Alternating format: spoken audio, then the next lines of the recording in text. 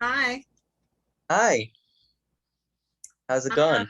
it's going good. It's going good. It's nice to see you. Thanks for taking the time to share some space with me today. I appreciate it. Nice to see you too, Sarah. I'm excited for this call. I am too. Excited to share with you and hear from you. I've been looking forward to it all morning. So, for those of you who are new to us, I am Sera Bonds. I'm the co founder of Waking Giants. We're a social impact company based in Austin, Texas. And I have with me today a new friend. Would you like to introduce yourself? Yeah, thanks. Hello, everyone. My name is Abdullah. I am a 19-year-old student, originally from Gaza. That's where I grew up. Um, I'm looking forward to my education in Concordia College in Minnesota. Previously, I finished high school in Norway, in UWC, and afterwards in Global Citizen Year in Senegal. And a lot of And places that with we COVID, as probably Sarah knows, I came back to Gaza. I'm sorry for the background noise. I don't know if you hear it. are It's all the good. kids. It's our COVID lens. We know everything about all the things that happen in each other's houses now. Right. So this is Yeah. where we meet in the Zoom Ex- box. Which is fine. Um, yeah. So with COVID, I came back to Gaza, and I've been spending time with family as I wait for my permits to be issued so that I can leave back, hopefully soon. Hopefully, inshallah. Well, my friend, we were introduced by a friend of mine in Austin whose family is from Palestine, and she and I know each other through domestic violence advocacy in Texas. She also runs an international NGO and I did that for a bit also, so we know each other in that way. And I reached out to her because at Waking Giants, we just ran a series around Jewish ethics and Jewish identity and ancestry. And we want to have a similar offering around Palestine and Palestinians. Um, and recognizing that there is no such thing as a Jewish monolith or Israeli monolith, there's no such thing as a Palestinian who can speak on behalf of all Palestinians. But my hope today in speaking with you, you and I've had a couple of conversations now, and I find that you are a very tender-hearted, like but feet firmly on the ground young man who is going to do really big things in the world. And so, first of all, thank you for sharing yourself and your space with me over these last conversations and today. But also, our intention today for this conversation is to just have a conversation about what it means to you to be Palestinian and what it means to be from Palestine in July of 2021. But to do that through, like, what is your life like? What is your day like? And I know that today is a very specific kind of day for you. But I think it really speaks to the complexities of what it is to be Palestinian living in Gaza. So can you just tell the watchers, is that what we call people in this world, the listeners, the watchers, the community, um, Mm. what are you up to today? Yeah, so first, before that, I just want to say it's fun that we know each other through a mutual friend. Um, she actually is also, her husband is from Senegal, and I apprenticed in Senegal in the same high school that he went to. She's Palestinian and I'm Palestinian too, so the world just feels really small and nice without borders and blockades. That's what comes to mind. But for today has been really interesting, if I want to put it that way. It's been exciting, but at the same time nerve-wracking. Um, I'm expecting to go with fellow students to Jerusalem, um, hopefully tomorrow morning, but I still haven't heard back about my permit, And my what Israeli time is it permit. for you right now? What time is it where you Oh, are right now? it's now 8 p.m. 8 p.m. And you're waiting Um, to find out what to do tomorrow. yeah, exactly. So if I have the permit anytime before tomorrow, it could be up to 30 minutes before. Then I have to be present there around 7 a.m. I don't know for this time how it would go. I don't know how this night would go, if the news would be um, broken to me by midnight or not. I don't know what to expect. But so far in the day, it's been just hectic on emails and my phone just sitting there and receiving calls all the time. And at the same time, I do other volunteer work. Um, I I am a facilitator of a short course. So in the morning I had to do both. I had to deal with teenagers in the course, to be their facilitator, to lead the sessions, and at the same time just do my personal stuff in a way that, you know, to keep them engaged, to not like occupy their space, and to keep it going, and at the same time do my own thing. Yeah. Yeah, it's so lovely to hear the kids in the background too, isn't it? Those are your nieces? Yes, they're my nephews. I don't have nieces, Ah, sadly. Um, you know, we want little girls too. All of them are boys. My sister is visiting. It's exciting. It's a lot. And you know a lot about kids, and I told you earlier that I have newborn identical twin boys yeah. as nephews. It's going well so far. Glad. I'm so glad. That's good news. Thank you. So I think that this, for me, this, like, to hear about the day that you're having, and because you and I have been in conversation now for a couple months, I know that this is, like, it's been mounting, the anticipation, and this permit is what will grant you access to go to school and to continue your education. And so I know that's really important to you. Mm, I wonder, I Sajjala. wonder what, like, what will happen if the permit doesn't come through. If the permit doesn't come through, which happened earlier before when I applied um, to leave for Norway in 2017, um, you have to apply much earlier, 50 days earlier at the time. On the 50th day, I got a response back through Human Rights Organization and Freedom of Movement Organization, ISHA. Um, the response was, your application does not meet the criteria, because it was for high school. Um, and I really can't do anything about it. There's no way that I can complain. But the only thing I could do is that I could ask my school in Norway to call the Kogat or civil administration to appeal on my behalf. It's been 50 days already. I've done everything on my part, but for now, it's on them to process my permit. Um, so yeah, and they did, and in 4 days, because it's international, it's from abroad, I got clearance, and I was called literally before midnight to be present at the border. Um, so the border opens around 7 a.m. and I have to be prepared a bit earlier. So at 5 a.m. they had to group us to be ready for shuttle afterwards. So it's this nerve-wracking experience that you really don't know what is going to happen before it happens. Yeah. And goodbyes then are super quick, they're super hard. It's just this, I call it violent separation.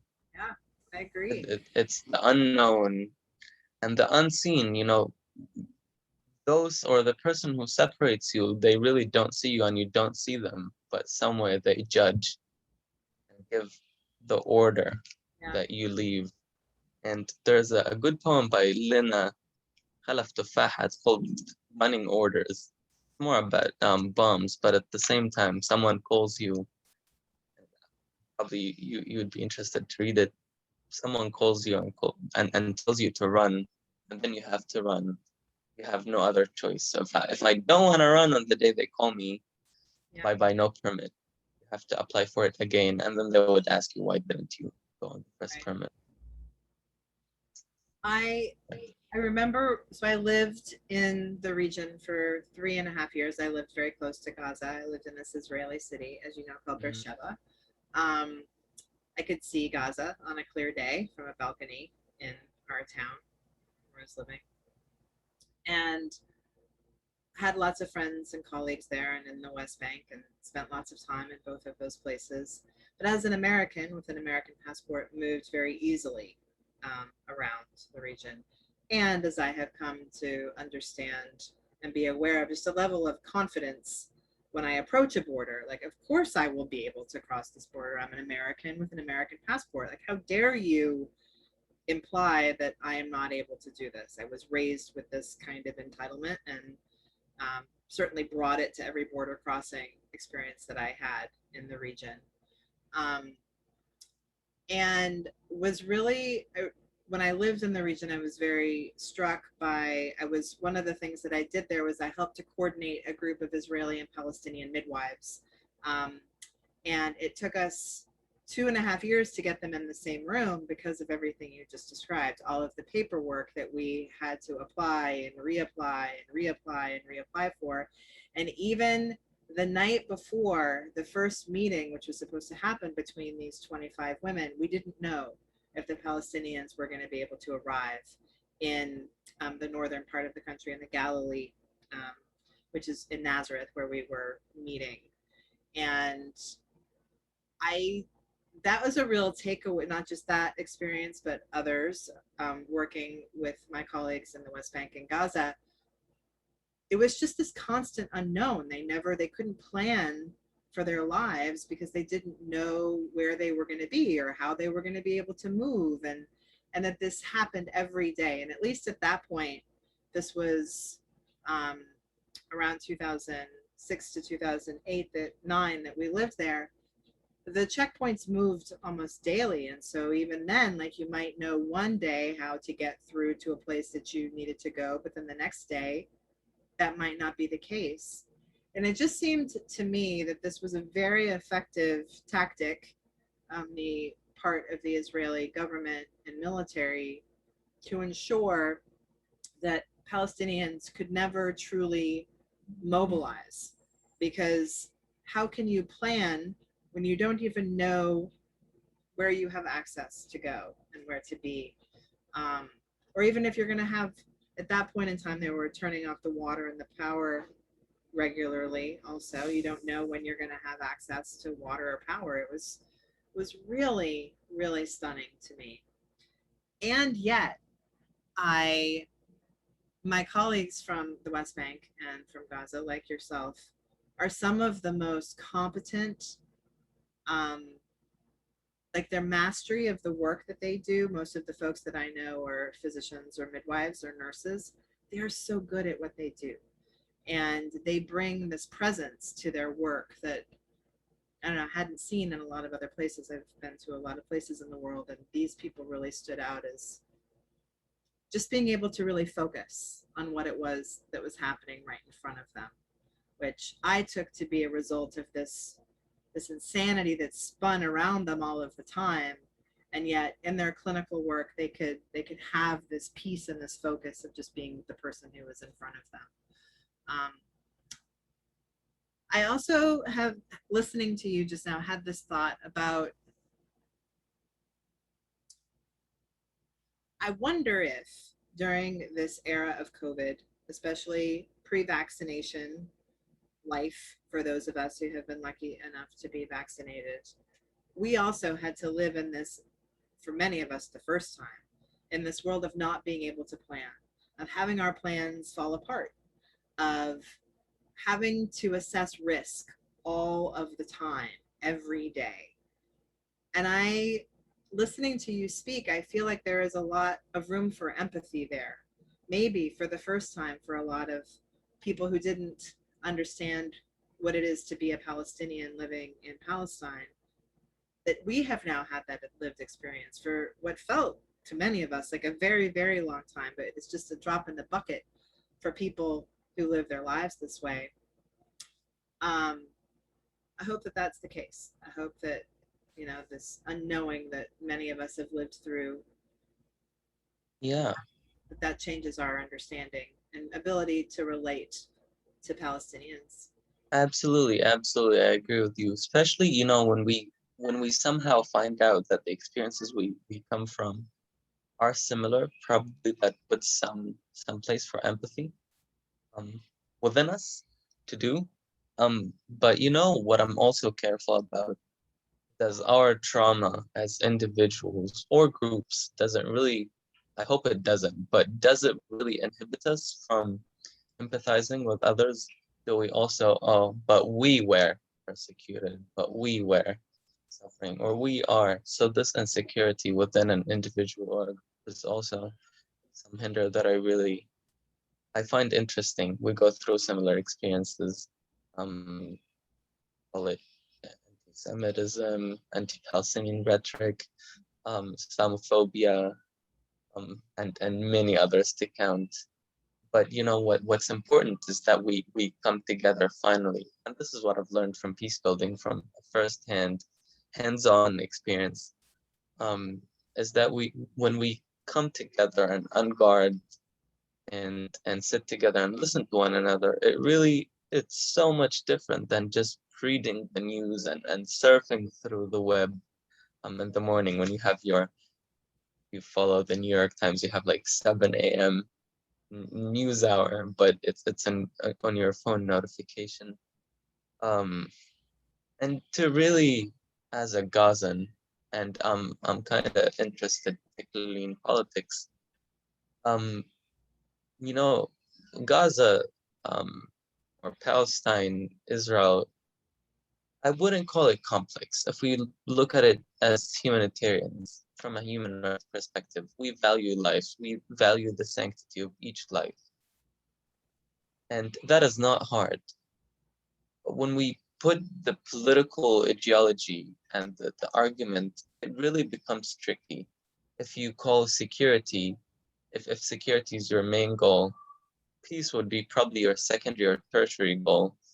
And to view peace that would come from security, I think that's really a failure of narrative. But when you think that security is going to come after peace, when you value each human being, when you address the challenges and hardships that people go through, I think it's much easier that we come to a resolution. And that's why, as much as I read about, as a Gazan, when there is no active conflict, it's easy for me to zoom out and just think of the Israel-Palestine situation as a political situation, as I try to view both sides. And it can make sense that, oh, but for the security you really have to have the check, whatnot. You go, and the argument continues. But when there is active conflict, when there is persecution, and what happened in May, there is justification on the news, but it doesn't make sense when you're experiencing it. You start zooming back in. But what about, what in the news I read, collateral damage? What if I am that collateral damage? How much does that mean to me? If my family is affected, how much will I be accepting as I read through the news? Oh, but there's collateral damage. Oh, this school was warned before it was bombed. But what about those who weren't militants? What about those who were escaping their houses? And as much as I say this, it's still easy for me because my immediate family is not really affected by this. We still stayed at our house. We had family, extended family come over. We were on the run, yes, we were packed. We Even I had my socks and my shoes in case I have to run, and my running boots actually. But at the same time, I left the comfort of my room, of my bedroom, this room, for my cousins to come and resettle, some comfortable resettlement. Um, for the time they had to flee their neighborhood, and yeah, looking at it I really tried, and as I said earlier, peace building taught me to also empathize with the other side. How do those I know from the other side of the border, what are they going through? But at the same time, when someone from abroad, and especially America, you guys are really involved with politics. 'Cause you're all over the world. Um, I find it really tricky to just read the news, and especially if you go deeper, if you dig deeper and you read about those who wrote the article, you may find interesting things. How involved, because really Palestine, Israel is more of a global issue. Many people are related to this part of the world. This news reporter may be related to someone who is enlisted in the army. They may work firsthand with the army or national security think tanks. And there you probably think it's more, yes, how can we find these tricky details and keep an eye to them and go from there. But it takes courage, to read behind the lines, to read this two-sided, bland language on the news that we're so used to. It takes courage, and I salute those who take the courage and the time to do it. And once you think it's important to fight for dignity and equal rights and peace, as much as it takes time, I think it's enjoyable, or I believe, from my personal experience. And I'm sure you do too. I do too. That's why we're here, right? Mm-hmm. Uh, this is what you and I do all of the time. It's what we are. We are seekers in our commitment to finding connection through justice work and through peace building, anti-racism, whatever folks want to call it. Ultimately, it's about understanding each other and finding a safer way to live that centers all of us, not just some. Thank you for sharing that. I think that it's really important for people where I live to hear voices like yours. There aren't too many of them in our media and in our press, in our news. Um, I always believed, I continue to believe that if the media spent as much time as they spend on trauma and tragedy, on truth and joy, that we would just feel differently about the world that we live in. It isn't that it isn't happening, it's just that we don't talk about it. And that is something I would really like to be a part of changing. The the construction of, okay, so you want to care more about Israel and Palestine. You want to care more about places where there is injustice and ongoing violence. You don't have to then root yourself in exposure to tragedy and genocide over and over again. There is also so much joy in both of these places with all of these people. And I really do believe that even if we just spend equal parts exposing ourselves to the hard stuff and the joy, in places where people are at risk, where there's violence, where there's insecurity, we would feel differently about it. And I think we would also feel differently about our ability to individually and collectively impact it. I think that, for myself, when I was like, whoa, this Israel-Palestine situation is much more complicated than I was first led to believe. I need to really understand this as much as I can. And because I'm a reader and I'm a student, I headed to the bookstore, and luckily for me, I was living in Boston, Massachusetts at the time, and there was this amazing bookstore at Harvard that had this incredible Middle East section. And that's where I spent my weekends for a lot of graduate school. I would just go there with a really big cup of coffee, and I couldn't afford to buy the books. So I would just sit on the floor and read through as many of them as I could until somebody came and harassed me and told me to move along. But one of the things that I really felt in that part of my academic experience was, whoa, I don't understand this. There's so many different tellings of this story. how am I supposed to have my own opinion about this?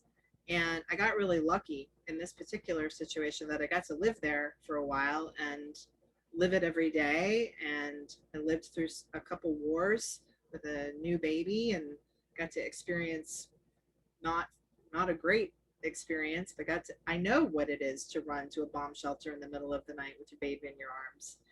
And no one should have to do that anywhere, anywhere.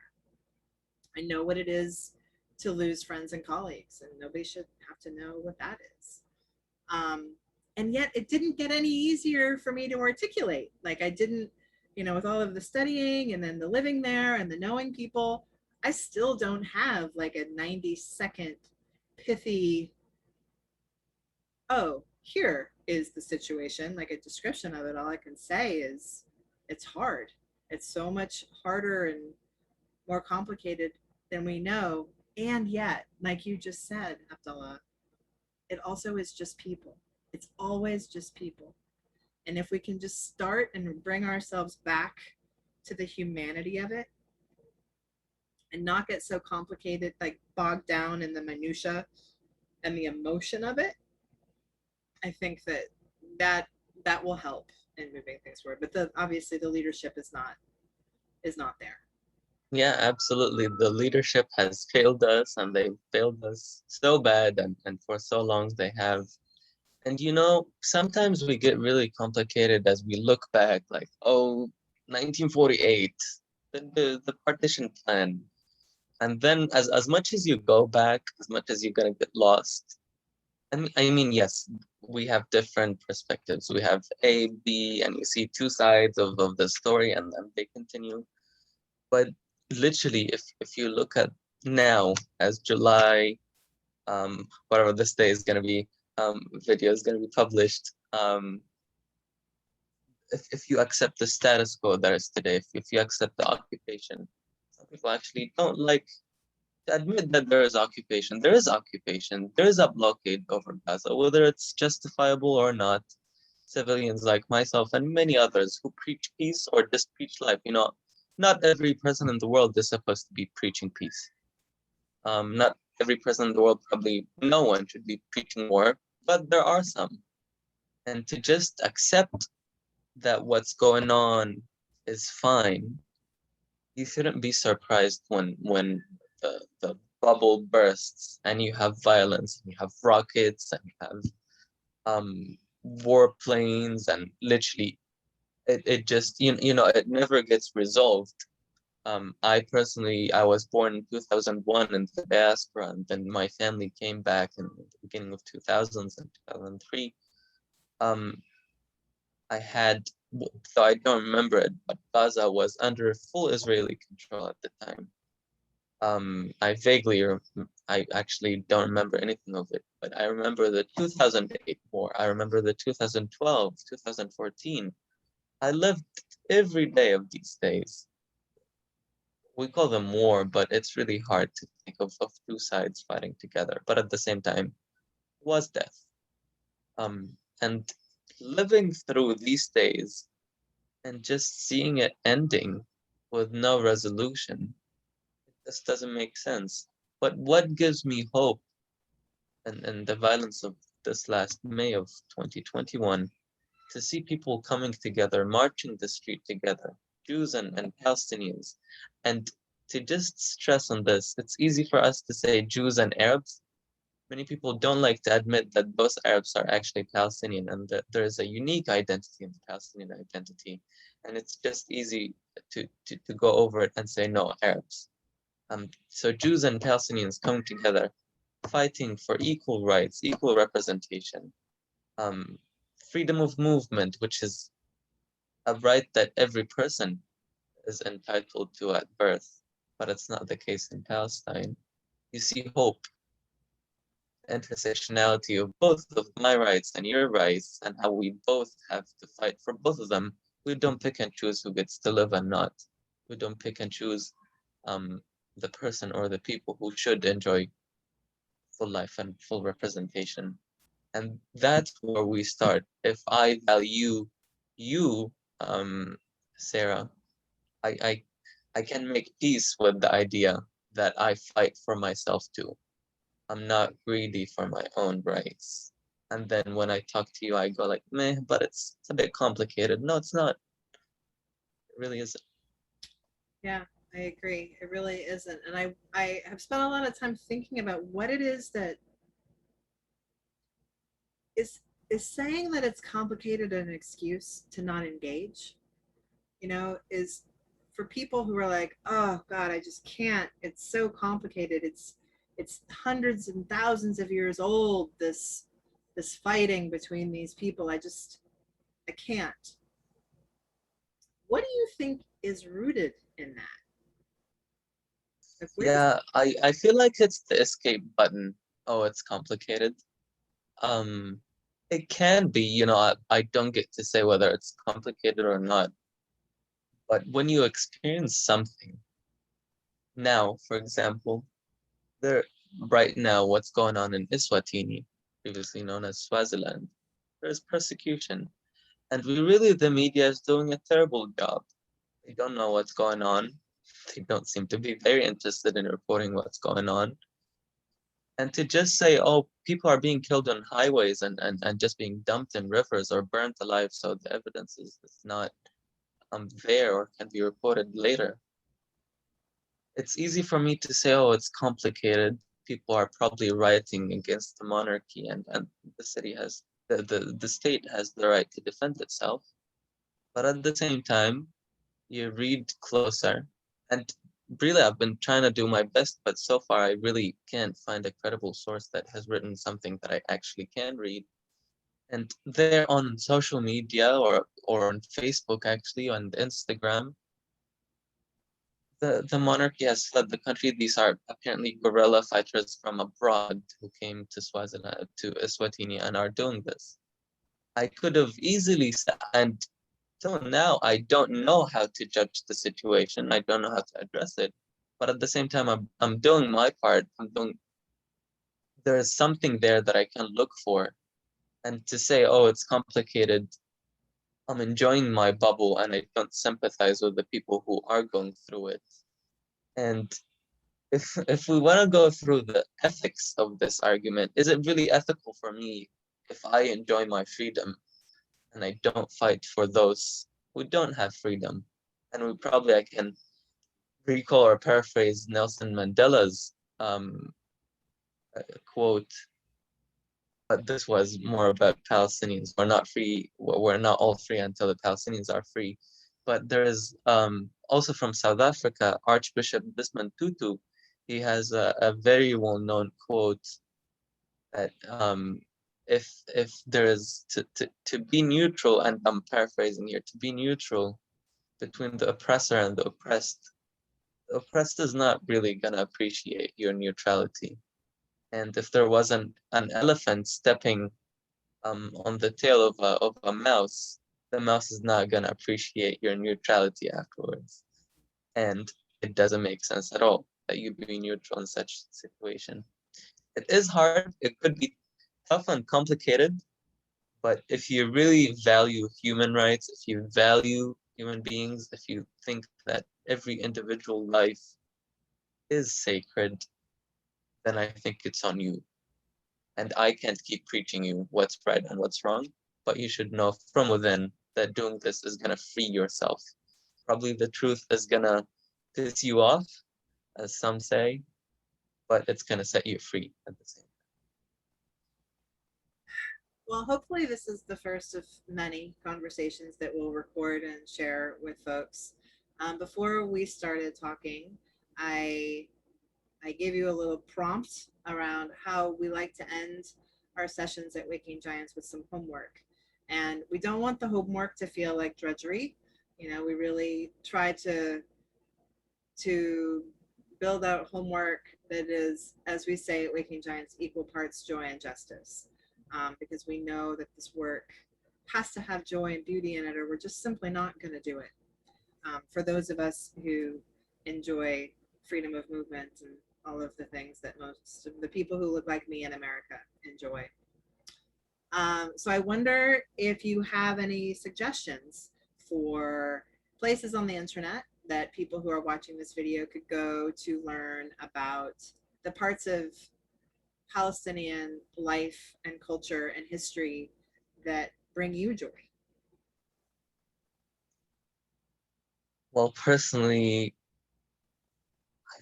I myself don't focus much on Palestinian art and history. It's not my thing. Um, but I find joy again, and I mentioned this earlier, and the intersectionality of defending rights and values. I follow Instagram on and off, and one of the main Instagram um, pages that I follow is Jewish Voices for Peace. Yeah. Probably this is probably would be personal opinion that I enjoy both learning and at the same time seeing some sympathy towards my people and me. I find it really beautiful to like pause and then think of others. That would be one. And I would recommend going through IMEU.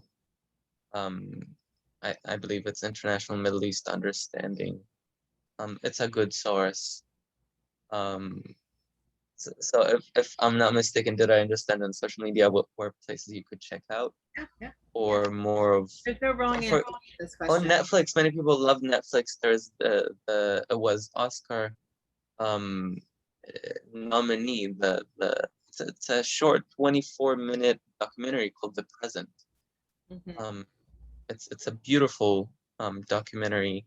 It's not long. Many people can set aside 25 minutes, and it talks about most of it is silent, but it just shows the plight of a Palestinian father who has to bring a present for his wife on her birthday or their anniversary. I can't recall, and he has to sleep at a checkpoint, and he just has to come the day after, and he was at work, and then he took the painkillers just to show up.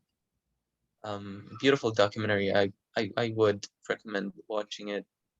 But I think if I can come up with some, I'll give it a thought, Great. and I'll send it to you. Yeah, well, this video will be shared with people in a newsletter, and so I'll be sure to provide all of the links that you just shared as well. Is there anything else that we can come up with? Well, is there anything in closing that you want to say to anybody? Well, Sarah, first to you, thank you so much for organizing this.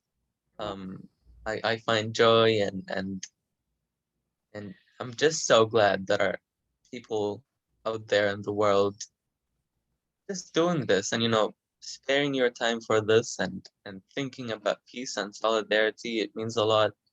And certainly for everyone who's watching this, you don't know how much it means for people just to be there when you're silent, to people who think of you and just put their time, set their time aside to think of you and be in solidarity and to show empathy, at least, or sympathy, either of them.